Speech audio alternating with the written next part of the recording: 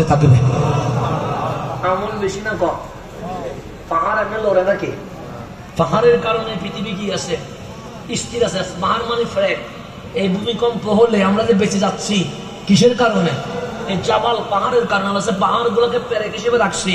যখন ভূমিকম্প হবে এই পাহাড় তোমাদেরকে কি করবে? সেফ জোনে রাখবে। যখন পাহাড় কাটতে শুরু করবেন তখন অটোমেটিক ভূমিকম্প কি হবে? বাড়তে থাকবে। তো এখন বাংলাদেশে পাহাড় কাটা কি হয়েছে? শুরু হয়েছে। গাছ কাটা শুরু হয়েছে। এখন গাছ যখন কাটবেন গরম বাড়বে, পাহাড় যখন কাটবেন তখন ভূমিকম্প বাড়বে, তুফান বাড়বে। এগুলোর দোষ কি আল্লাহর না আমার? আমি আল্লাহ দেওয়া সিস্টেমটা চেঞ্জ করতেছি বলে আল্লাহ বলে আমার আযাব দেওয়া বাড়ি যাবে। সেজন্য গাছ কাটার জিনিস না, গাছ রোপণ করা জিনিস। পাহাড় সমান করার জিনিস না। আল্লাহ বলে পাহাড় গুলো ফেরেক। কারণ জমিনের মধ্যে 3 হাত ঢুকলে পানি আছে না নাই? পানির উপরে কিছু রাখতে পারবেন? এখানে পাথর রাখলে পানি থাকবে? কিন্তু পুরো জমিন পানির উপর লড়েও না সরেও না। কিসের কারণে? আল্লাহ বলে জায়গায় জায়গায় পাহাড় বসিয়ে দিয়েছি। এই পাহাড় গুলো এই জমিনকে কিরারা স্থির করে দিয়েছে। তাহলে যা আল্লাহ দিছে সবগুলো আমাদের উপকার। এখানে কোনো উপকার নাই। সাপ দিছে এটার মধ্যে উপকার আছে, মাছ দিছে এটার মধ্যে উপকার আছে, ব্যাং দিছে এটার মধ্যে কি আছে? উপকার আছে। আপনি আমি চিনি না। এই যে ক্যান্সারের এখন কেমো দিচ্ছে, কেমো কাঠ থেকে বানায়, সাপের বিষ থেকে বানায়। তা আপনি বলবেন সাপ কি জন্য দিছে আল্লাহ? আপনি বুঝেন নাই, আমি বুঝি নাই। কিন্তু ডাক্তার যখন গবেষণা করে দেখছে যে ক্যান্সারের যে থেরাপি দিতে হয়, কেমো বানাইতে হয়, এটা সাপের বিষ দিয়ে বানাইতে হয়। তাহলে সবগুলোর মধ্যে নিয়ামত আছে না নাই? আছে। আল্লাহ কোথায় কি রাখছে আমি জানি না। আমার জানার সমস্যা আছে, আমার জানায় প্রবলেম আছে। কিন্তু আল্লাহ পৃথিবীতে যা দিছে সবগুলো কাদের জন্য দিছে? বান্দার জন্য। হুয়াল্লাযী খালাকা লাকুম মা ফিল আরদ। আল্লাহ বলে জমিনে যা আছে সবগুলো আমি আল্লাহ তোমাদের জন্য বানিয়ে দিয়েছি। আমার জন্য কিছু বানাই নাই। জমিনটাও তোদের জন্য, সমুদ্রও তোদের জন্য, নদীও তোদের জন্য, সব তোদের জন্য। তো আমি বললাম মালিক আমি কার জন্য? আল্লাহ বলে তুই কাউরে হোস না, তুই শুধু আমি আল্লাহ হয়ে যা। আল্লাহ শুধু চাচ্ছে বান্দাটা যেন কার হয়ে যায়।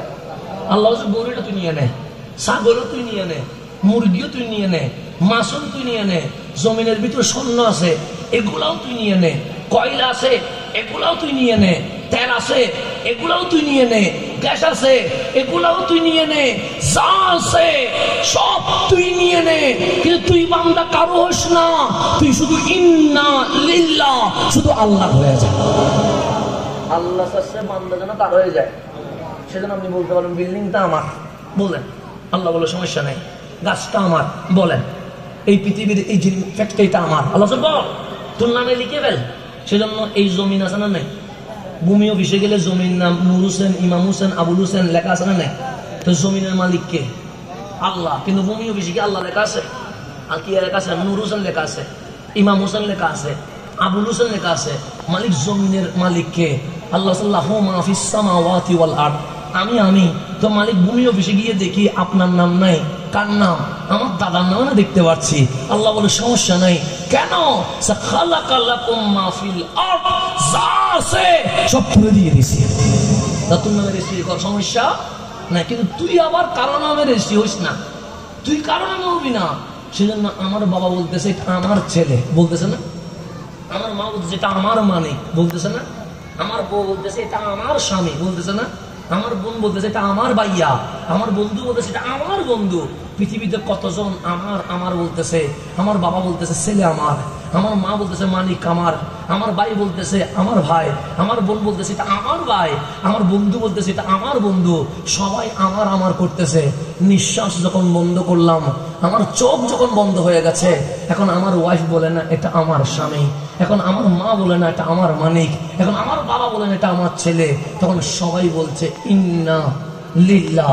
এতদিন অস্থায়ী ভাবে আমার ছিল, আজকে স্থায়ী ভাবে মওলার হয়ে গেছে। তাহলে আপনি আমি কার? আল্লাহ। আল্লাহ আমরা আল্লাহ। সুতরাং আল্লাহ বলে সবগুলো রেজিস্ট্রি হবে তোদের নামে।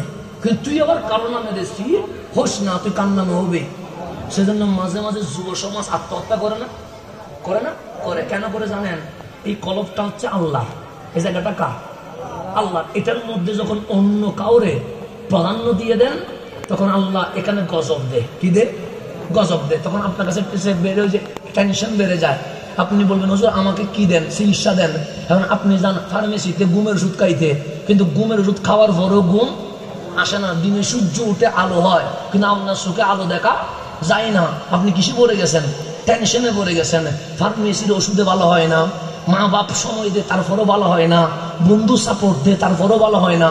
পরিশেষে গিয়ে কি করে? আত্মহত্যা করে।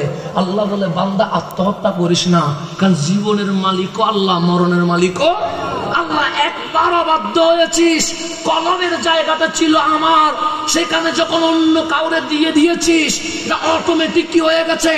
অস্থির হয়ে গেছে। এটা ফার্মেসির ওষুধে ভালো হবে না, এমবিবিএস ডাক্তারের চিকিৎসায় ভালো হবে না, মেডিকেলের বিছানায় ভালো হবে না। মালিক কেমনে ভালো হবে? আল্লাহ বলে আলা বিজিক্রিল্লাহ, ওই কলবে আল্লাহরে বাদ দিয়া যার নাম বসিয়েছিলি তারা বাদ দে। বিজিক্রিল্লাহ, মাওলার জিকির শুরু করে দে।